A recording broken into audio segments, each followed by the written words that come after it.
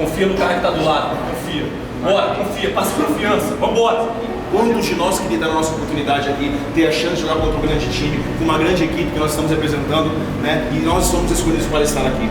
Então, rapaziada, faça o seu melhor hoje. Coloque a sua melhor versão como jogador lá em cima hoje. Porque se cada um de nós colocar a nossa melhor versão como grupo, a gente vai sair vencedor. Deixa tudo lá dentro, independente do resultado. Faça o seu melhor, para que a gente possa voltar aqui depois e não se arrepender do que a gente deixou de fazer lá em cima. Deus abençoe.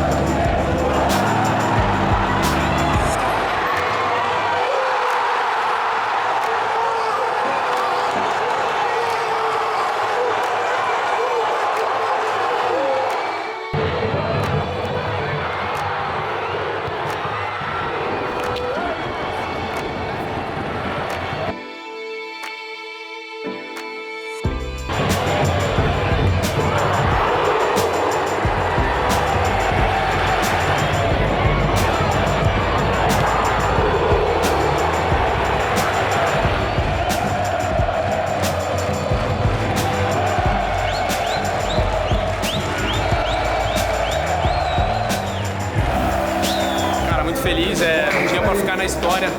Acho que a última vitória foi em 2001, isso foi falado na pré-eleição, então foi uma motivação a mais para esse grupo.